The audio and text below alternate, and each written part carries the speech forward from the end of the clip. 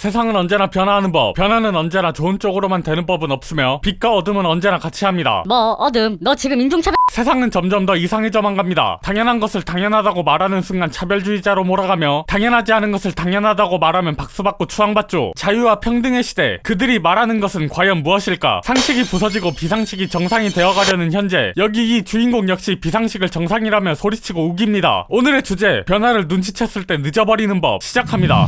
언제나 그렇듯 현대사회 대부분의 문제는 SNS를 지목하면 절반 이상은 먹고 들어갑니다. 그리고 늘 그렇듯 이번 문제 역시 SNS의 발달로 인한 부작용이라 할 수 있죠. 사람은 언제나 무리를 모으고 싶어하며 SNS는 무리를 모으기에 최적화된 장소니 말입니다. 그런 점에서 이런 말이 있습니다. 책 한 권만 읽은 사람이 무섭다. 무식한 사람이 신념을 가지면 무섭다. 현대사회의 문제는 저 두 가지를 합친 상태라 할 수 있습니다. 쉽게 말해 세 줄 요약충이라고 하죠. 책 한 권도 읽지 않은 상태로 책 한 권만 읽은 사람에게 선동된다는 겁니다. 정보의 바다라는 대21세기와는 전혀 다른 형태죠. 올바른 정보를 검색할 수 있는 시대에 맞지 않는 소리입니다. 문맹률이 높아서 그런 걸까요? 현재 이쪽으로 가장 문제가 되고 있는 미국의 문맹률은 높지 않습니다. 이상하죠? 옛날은 정보를 얻을 수 없다는 이유라도 있는데 현대에선 조금만 찾아보면 올바른 정보를 얻을 수 있으니까요. 여기서 사람의 본질적인 문제 중 하나가 드러납니다. 내가 아니면 누군가는 하겠지. 글을 읽고 쓰는 건 살아가기 위해서 익혔다고 해도 그 이유는 선택이니 말입니다. 공부는 언제나 귀찮은 것이니까요. 흥미가 없다면 사람은 알려고 하지 않으며 흥미가 당기면 귀신같이 사람들은 달려들죠. 그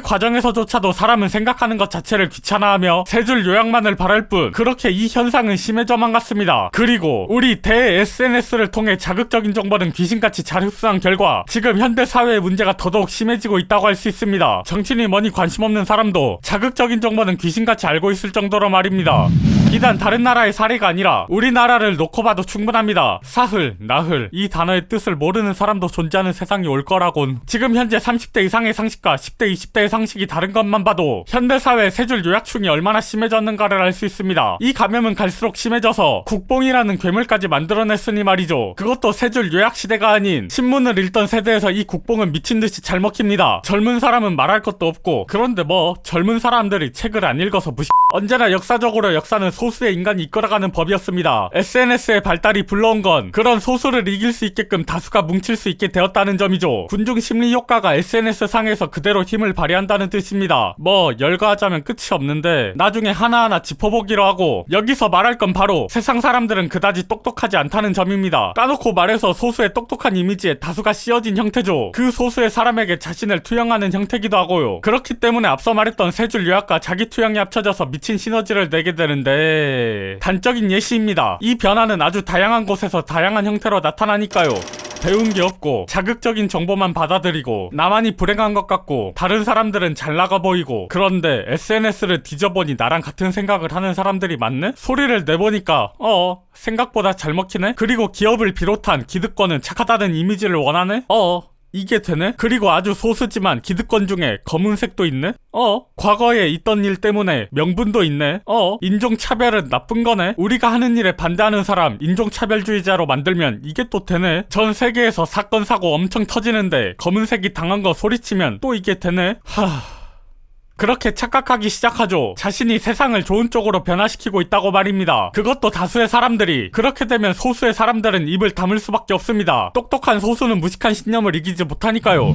언제나 호의는 둘리가 되는 법, 이미지는 다수에 의해서 만들어지는 법입니다. 하지만 언제나 소수는 소수로 다수를 매도하지 말라고 말하죠. 그 말대로 그 소수 때문에 지금의 이미지가 만들어진 걸까요? 아니라고 생각합니다. 특별한 사람은 특별하게 취급되는 법, 여기서 바로 방관자들이 나옵니다. 그들이 실패하면 그들을 소수로 취급하고 욕하며 이미지를 지키고, 그들이 성공하면 그에 따른 이득을 얻어먹는 방관자들, 관심 없는 척하면서 성공했을 때의 이득만을 귀신같이 빼먹는 사람들이죠. 소리치는 사람들을 방관하면서 자신은 어떤 소리도 내지 않았으니까 그들과 다르다? 잘못된 게 뻔히 보이는데 소리 한번 내지 않고서 그들과 다르다? 저는 그렇게 생각합니다. 중립은 그 어떤 경우에라도 다수로 취급된다고요. 그렇기 때문에 소수로 다수를 매도하지 말라는 말은 말이 안 되는 겁니다. 사람은 이기적이니까요. 자신에게 이득이 되는 일은 조용히 있고 불이익이 생길 경우에 다음에만 소리를 내는 건 사실상 중립은 아니죠. 그저 소수로 매도하지 말라는 보험일 뿐. 누군가 성공한다면 귀신같이 입 다물 게 뻔하니까요. 그렇지 않다고 말한다면 현대 사회에서 일어나는 폐악질을 보고도 못 본 척한 것이라 할 수 있겠습니다. 누군가는 해주겠지 라는 생각의 대표적인 예라 할 수 있죠. 정리하죠. 마치 바퀴벌레와 같습니다. 집 안에서 바퀴벌레가 발견되는 순간 지옥은 시작되는 법이니까요. 눈에 보이는 순간은 이미 늦어버린 후입니다. 암은 초기에 발견하면 치료라도 되는 법이지만 이 변화란 놈은 초기에 발견해도 달라지는 건 없습니다. 그들이 주장하는 표면적인 이유는 언제나 옳은 것이니까요. 호의를 먹으면서 계속 커가는 건 물론 그 형태를 본격적으로 나타내면서 호의를 준 사람들을 공격합니다. 둘리가 되어버리는 것이죠. 안타까운 점은 이 변화를 막을 수 없다는 겁니다. 세상 모든 사람들이 다른 것처럼 누군가는 그들의 변화의 생각을 받아들이니까요. 그렇게 모인 사람들은 비정상을 정상이라고 소리치며 소수를 억압할 테죠. 그렇게 변화를 이끌어내면 끝일까요? 당연히 아닙니다. 더더욱 많은 분야에서 자신들의 생각이, 사상이 퍼져가기를 원합니다. 그렇게 정상이 사라지고 비정상이 남게 되었을 때 그들은 말할 테죠. 이딴 거 왜 봄?